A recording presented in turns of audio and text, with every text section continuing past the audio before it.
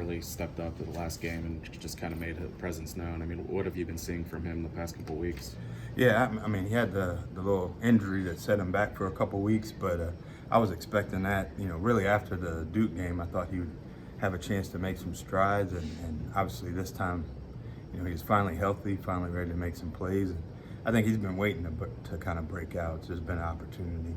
I mean, a lot of your receivers are kind of 5'11", 6 foot. I mean, he presents something different that you maybe didn't have before, right? Oh, no question. He's a bigger target. And he's a guy that's easy to find in the middle of the field. He's just a really smooth athlete. He does a lot of things just effortlessly. So he's got a lot of upside, I think.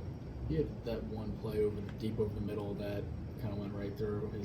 Was he kicking himself on Sunday film? All of us were, because that was the easy, that's one that you set it up, play after play to try to get it, and then he just didn't get his head around quick enough, so the ball kind of was on him, a little quicker than he thought. But obviously the game's a little faster than it is in practice, so one of those things are disappointed, but I mean, he'll learn from it and he'll make it the next time. How do you think your guys responded without Maurice out there?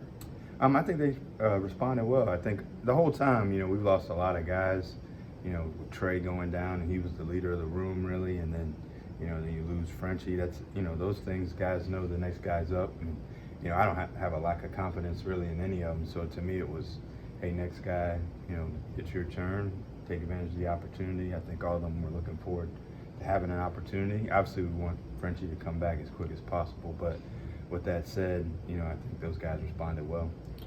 Pat said yesterday that Jared was the next best option after once French started had his issues, and that Jared would have played in 5 games earlier that if he hadn't been nicked up. I mean, when did he first show you guys that he was able to produce at this level? In the summer, like during camp, realized he was a lot better than maybe I thought he was, or ahead of that, and then he moved ahead of some guys that I didn't foresee that happening during camp. The first couple games, it was kind of he played 10, 12 reps, get your feet wet, and then obviously he made a catch in the Duke game and had a couple targets in that game, and then the next game we're going to try to feature him a little bit more, and he pulled a hamstring or whatever in practice, and so it was one of those deals where it set him back momentarily, but I think really from the beginning of the year we kind of knew he had a chance to be pretty good. Did you think before that? So I guess when you say summer, you mean like August and in August in the training camp. And before camp, were you guys expecting him to redshirt? I was, yes. Okay. My thought really going in was we had a veteran group of guys. I felt like those guys would be in front, and then you had a couple guys that you wanted to try to build and bring along to where you got some depth. But Jared showed early, that he could grasp playbook, which I was a little bit surprised, especially because usually that's a mid-year guy that can do that because he's been through spring, but he was able to pick it up pretty quick. In your experience as a high school coach in college, how difficult is it for a freshman wide receiver to actually make an impact? It's hard. I mean, it doesn't happen that often. A lot of people think, you're just going to go out there and do your thing, but it's, the verbiage of a system, especially ours, where you run a lot of different things with a lot of different formations. It's hard. Everywhere I've been where the really successful freshmen were guys that you could have packages for, like Tavon Austin, you had a package for him, and then you built it as the season went along. But it's hard for a guy just to say, okay, I'm going to learn the X and all the things that go in it, and it's not a package, it's just a full playbook. That's hard to do. Everyone knows about Shockey's speed, but where can he kind of take that next step and improve it in his game? He just needs some patience. Like he's one of those guys that he's fast and he knows he's fast, so he does everything fast.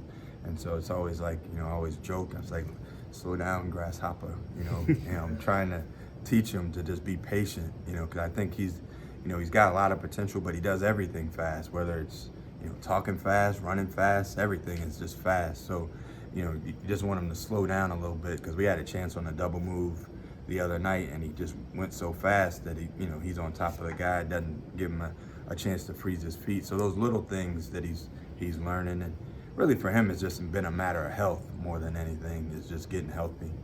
Kenny's, not afraid to spread the ball around. He'll throw it to different guys, but it seems right away like he and Shockey kind of have a connection. Do you kind of see that with those two?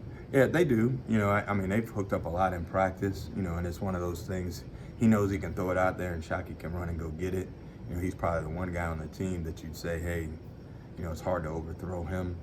You know, so, you know, that's comforting for a quarterback, you know, no, just let it go and let him go get it. So, you know, I think those guys have always, Kenny's really had a rapport really with all the guys. You know, he's the leader of the offense, obviously.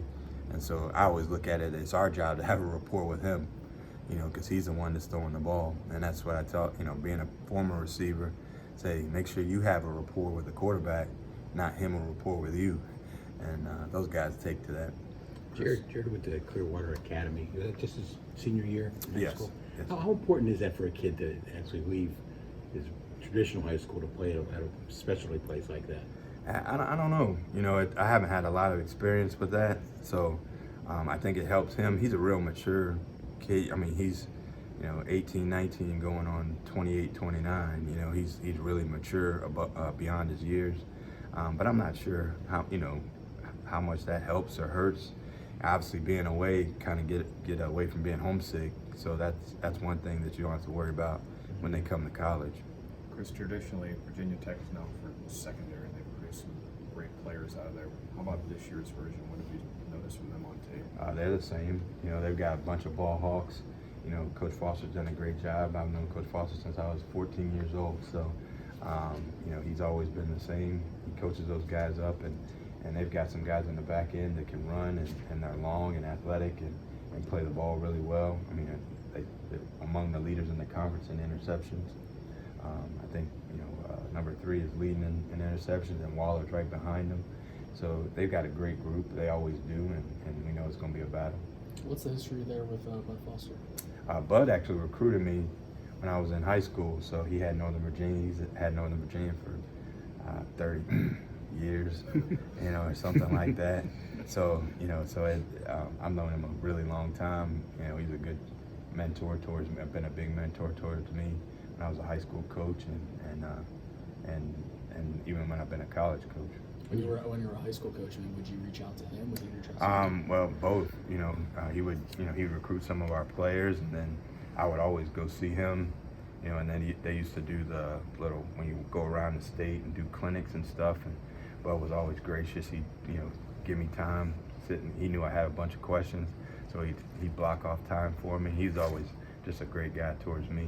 He recruited you as a 14-year-old. You must have been pretty good. 15, but I knew him when I was 14 because he was recruiting the guys in front of me. You didn't go there, though, right? No. Where'd you go? East Tennessee State. Why didn't you go to Virginia Tech? I wasn't good enough.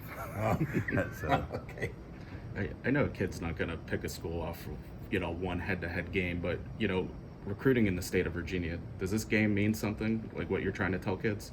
No, I think, you know, anytime we play Virginia Tech, it means something because those guys are, you know, they lead in the state, you know, so it's, you know, you want to be able to go in and say, hey, here's how we compete with those guys. Give yourself a chance to be on even footing with them. You know, it's always been a competitive relationship because I've always recruited against all those guys. One of my former players is the running back coach there. You know, that also ages me a little bit too. But, you know, so it's always been a competitive, you know, type atmosphere with those guys. They always do a great job. They did it with Coach Beamer, and it hadn't changed with Coach Fuente. Getting back to Bud, what do you think his legacy is? I mean, he's retiring here. What do you think his legacy is down at Virginia Tech? I mean, he's greatness. You know, I mean, he's, you know, with him and Coach Beamer, you can't think of one without the other. You know, they kind of go together. You know, just think about the era that and the defenses that they've put together since he's been there. He's been about as good as there is anywhere in the country, you know, and as consistent as there has been anywhere in the country. And we all strive to be somewhere as long as he's been at Virginia Tech. That's hard to do in this business. Coach, thank you very much.